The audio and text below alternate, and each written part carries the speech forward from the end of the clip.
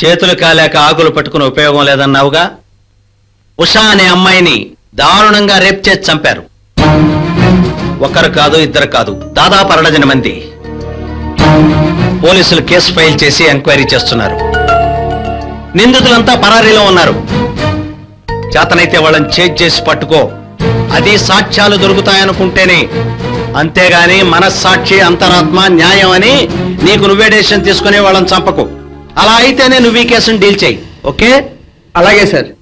చూడు, ఈ కేసుకు నీకు వృత్తిపరమైన సంబంధం తప్ప పర్సనల్ రిలేషన్స్, ఎమోషన్స్ ఏమీ లేవు. అది గుర్తుంచుకో.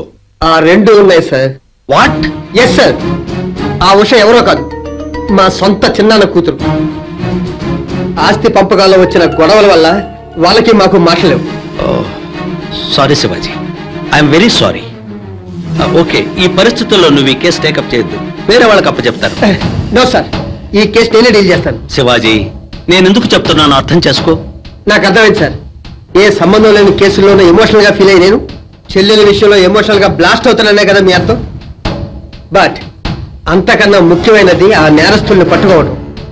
మన డిపార్ట్మెంట్ సంగతి మీకు తెలియంది కాదు. నత్తకు పెద్దన్నలు మన వాళ్ళు. ఆలస్యం చేస్తే సాక్ష్యాలు మాసిపోతాయి.